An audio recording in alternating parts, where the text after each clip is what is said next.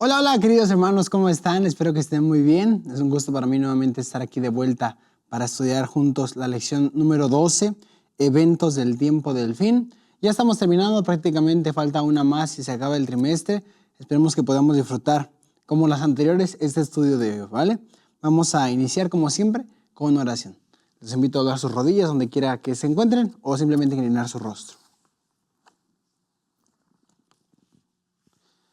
Querido Padre Celestial, te agradecemos en esta mañana por la vida, por la oportunidad que nos das de poder estar aquí para estudiar tu palabra. Te pedimos de tu bendición, de tu ayuda, para que podamos entenderla de la mejor manera, Señor, y también practicarla en nuestra vida diaria. Bendice a cada hermano, cada hermana que está viendo esta lección, que podamos aprender juntos, Señor, y así en algún momento poder compartir este mensaje con otras personas. En nombre de Jesús, amén.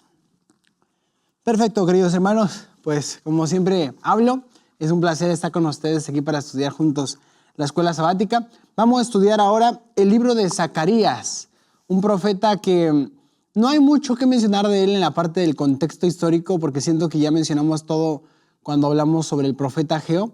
Para los que no saben hasta dónde vamos, pueden buscar el día miércoles, si no estoy mal, día miércoles de la semana pasada, en el estudio del profeta Ageo. Ahí contamos un poco acerca de la circunstancia histórica de qué estaba viviendo Israel. Israel había llegado nuevamente a Judá. Prácticamente pues tenían que reconstruir todo lo que Babilonia había destruido. Volvieron después del cautiverio y estando ahí pues comenzaron a construir casas, comenzaron a poder colocar sus hogares de la mejor manera para poder habitar nuevamente ese lugar destruido. Pero pues la casa de Dios está abandonada. El templo estaba ahí como que medio empezado, medio que no. El líder era Zorobabel en esa época, no era ningún líder como tal religioso, era un líder civil colocado por los mismos persas. ¿Y qué pasó? Tristemente Israel se había olvidado de construir el templo, priorizaron otras cosas, Dios los amonesta y es ahí donde Ageo dice, no, pues tenemos que construir el templo y Zorobabel también. Y en ese momento aparece Zacarías también, 520 antes de Cristo, y él comienza también a tener diferentes visiones. Y en cada visión de Zacarías, él nos muestra, uno, el peligro de alejarse de Dios. 2, las circunstancias de cómo Dios manipula la historia a través de sus ángeles divinos, celestiales. A veces uno se queda pensando, no, es que Dios nos abandonó y nos creó y aquí nos dejó. No, realmente Dios actúa de forma milagrosa en diferentes aspectos de la historia humana a través de sus ángeles divinos. Y 3, aparece una historia relatada a través de profecías y sueños con Zacarías sobre cómo Israel sería restaurado. No solamente en el aspecto como pueblo de Dios, porque nosotros sabemos que el Israel de hoy somos nosotros, como gentiles que fueron llamados a ser parte de ese Israel, sino como una Jerusalén restaurada, una ciudad restaurada después del milenio. Entonces vamos a estudiar todo eso de la mejor manera y vamos a iniciar leyendo el versículo de memoria. Zacarías 10:1, pedid a Jehová lluvia en el tiempo de la lluvia tardía, así hará Jehová nubes resplandecientes y os dará lluvia abundante y hierba en el campo a cada uno. Eso ya es el capítulo 10, pero vamos a empezar desde los primeros, ¿vale? El párrafo introductorio dice así, al buscar a Dios para que nos conceda el Espíritu Santo, Él producirá en nosotros mansedumbre, humildad de mente y una consciente dependencia de Dios con respecto a la lluvia tardía que trae perfección. Si oramos con fe por esa bendición, la recibiremos tal como Dios lo ha prometido. Qué curioso, ¿no? Dios promete y lo que promete te lo entrega. Solamente hace falta pedirlo, orarlo. En este caso habla acerca del Espíritu Santo. El libro de Santiago nos menciona, si tienes falta de sabiduría, pídela a Dios, el cual no te la va a negar y te la dará abundantemente. A veces pedimos muchas cosas durante la semana, cosas que son necesarias para nosotros las consideramos algo importante, pero hay cosas que para Dios son importantes que tú y yo pidamos. Y una de esas cosas que son sumamente fundamentales es el Espíritu Santo. Cuando tú y yo pedimos el Espíritu Santo, Dios nos manda ese Espíritu Santo y nos ayuda en todos los aspectos. Porque el Espíritu Santo es aquella conciencia que te guía en tus decisiones.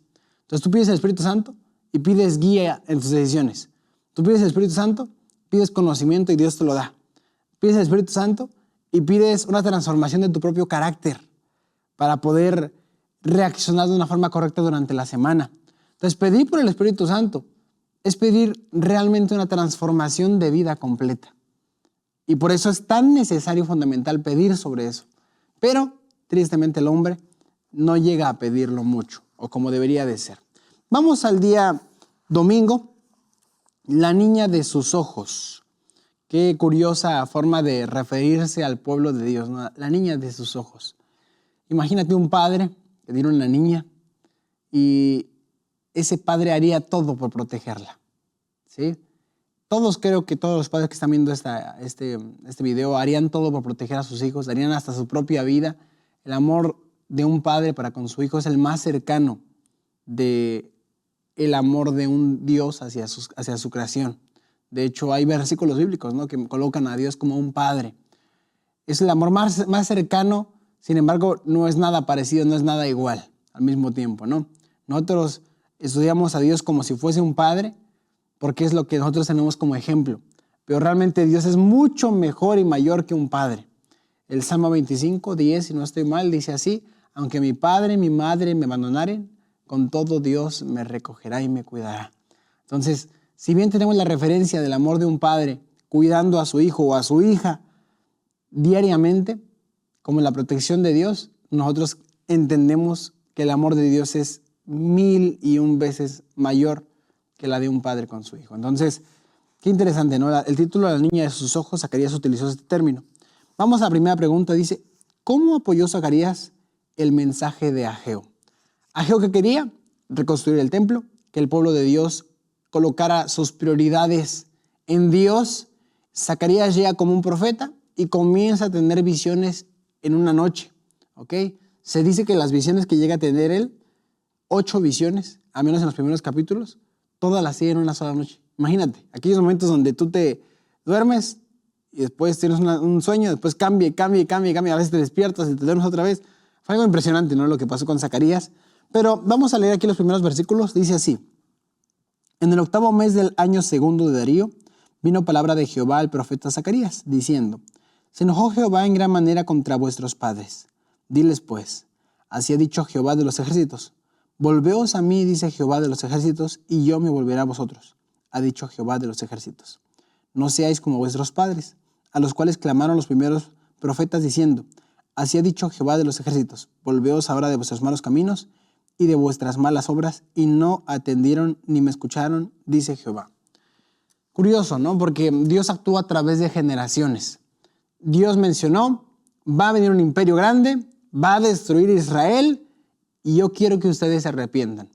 Y Dios llamó a los abuelos, Dios llamó a los padres, ellos pensaban que no iba a pasar nada, llegó el cautiverio, 70 años en Babilonia, y las generaciones que estaban regresando a Judá después del exilio eran generaciones jóvenes, eran a veces hasta niños también. Había ancianos ahí presentes que tuvieron la oportunidad de estar en los dos lados, pero no tuvieron la experiencia completa. Entonces Zacarías llega y comienza a decir, recuerden la historia que han escuchado sus oídos. ¿Cómo llegaron a Babilonia? ¿Qué pasaron? ¿Cómo fue el proceso de cautiverio? Y recuerden, todo esto tuvo un resultado, una consecuencia, porque constantemente se rechazó la voz de Dios. Entonces, si pueden hacer algo hoy, obedezcan de forma diferente de como lo hicieron sus padres en el pasado. Entonces Dios actúa con generaciones, ¿no? Triste es cuando el hijo deja de escuchar a su padre. El padre da un consejo y dice, hijo, yo pasé por eso, así que por favor evita esto. El hijo tiene 2 caminos, o escuchar y decir, bueno, entiendo que mi padre es inteligente, sabio, pasó por cosas semejantes, voy a evitar ir por ese camino, o simplemente hacer su propia experiencia. No ocupaba hacer esa experiencia. Lo que ocupaba solamente era escuchar su voz y ya. Se solucionaba el futuro y no tenía que pasar heridas o procesos negativos. Por eso Proverbios siempre insisten, hijo mío, escucha mi voz. Déjate guiar por los consejos de tu padre, por los consejos de tu madre. Ahora, en esta historia, Dios fue el padre en todo momento. Dios no quería que sus hijos se perdieran. Dios no quería que sus hijos fueran a Babilonia. Dios nunca quiso eso. Y les dio consejos y consejos y consejos. Y ahora nuevamente les repitió. Recuerden la historia de sus padres. Si ustedes quieren estar bien ahora aquí en Judá, siguen siendo parte de Persia. Aún siguen siendo gobernados por ellos. De hecho, ni siquiera tenemos un rey. Zorobabel es el líder, pero no es puesto por Dios en específico. Fue los persas que lo colocaron. Si quieren estar bien, vuélvanse a mí. Así dijo Dios. Y dice Jehová de los ejércitos. Repitió esto en los versículos 4 veces. ¿Por qué? Porque la autoridad más grande de este mundo es Él. Entonces, no importa los persas, no importa los babilónicos, porque yo los coloqué, dijo Dios. Yo profeticé su ascendencia y su decadencia, su caída. Yo puedo profetizar su bienestar de ustedes, Israel, si ustedes tan solo me obedecen. Esa fue prácticamente la interacción que Dios tuvo con su pueblo. Ahora, versículo 15 y 16 dice así: y estoy muy airado contra las naciones que están reposadas, porque cuando yo estaba enojado un poco, ellos agravaron el mal. Por tanto, así he dicho Jehová: yo me he vuelto a Jerusalén con misericordia. En ella será edificada mi casa, dice Jehová de los ejércitos, y la plomada será tendida sobre Jerusalén. Dios siempre tuvo ese deseo de que Israel fuera una nación luz para todo el mundo. No sé qué hubiese pasado si Israel hubiese obedecido. Capaz la tierra que hoy está en conflicto constante será una tierra que representaría paz para el mundo entero. Hoy esa tierra está en conflicto todos los años. Hoy en día ya no se sabe qué es lo que va a pasar. Lo que menos existe en esas tierras es paz, cuando Dios quería algo completamente diferente. Y eso pasa en todo. Una decisión genera consecuencias complicadas si no la piensas en Dios. Lot perdió a sus hijas por escoger Sodoma y Gomorra. Tenemos la historia de David. David tuvo consecuencias graves por haber escogido un momento de placer con Betsabé a obedecer a Dios. Salomón perdió años de sabiduría, años de inteligencia y años sirviendo a Dios por querer disfrutar su vida con 1000 mujeres. ¿Cómo tú puedes perder cosas al no obedecer a Dios hoy? ¿Cómo sería tu futuro si hoy decidieras caminar con Él? Que Dios nos ayude para realmente tomar decisiones que nos acerquen más a nuestro Padre y que no nos alejen, porque en nuestro Padre tendremos el mejor futuro para siempre.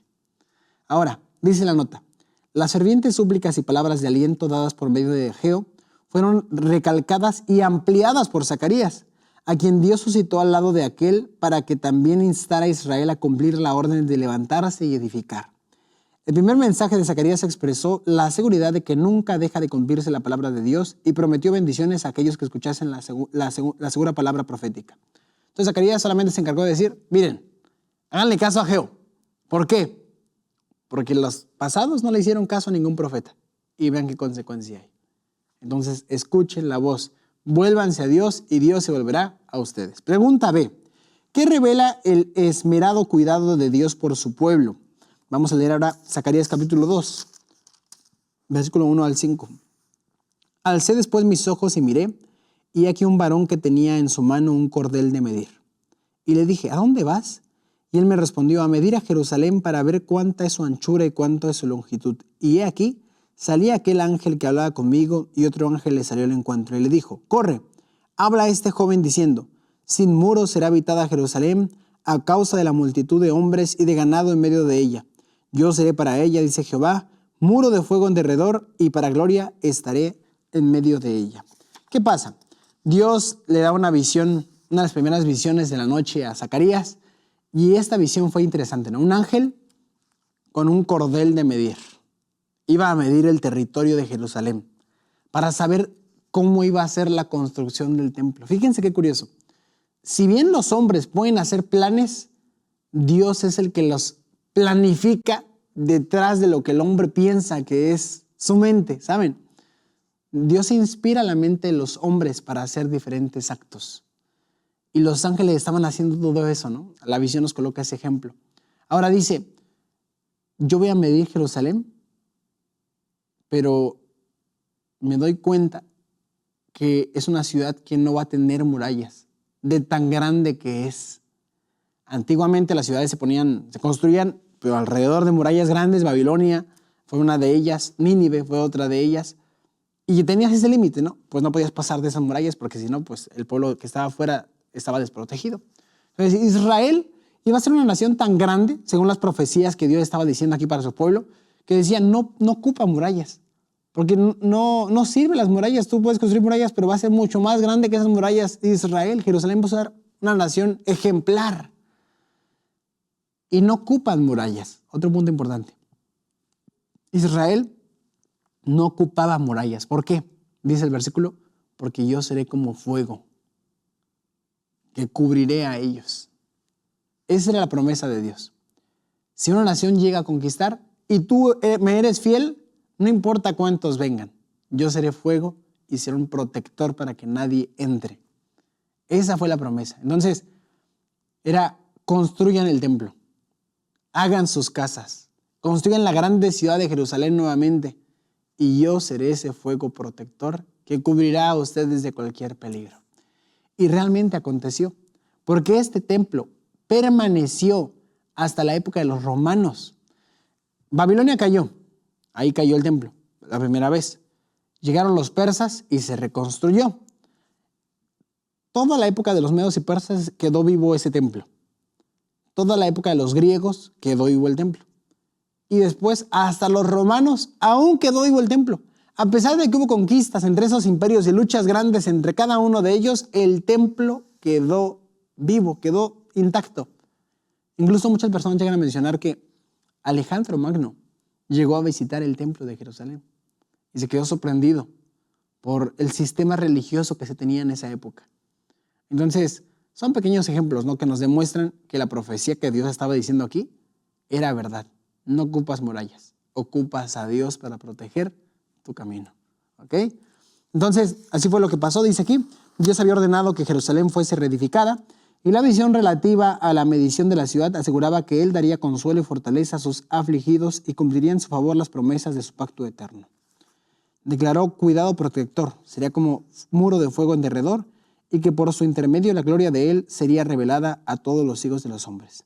Lo que estaba realizando para su pueblo se había de conocer en toda la tierra. Listo, entonces este es el día domingo.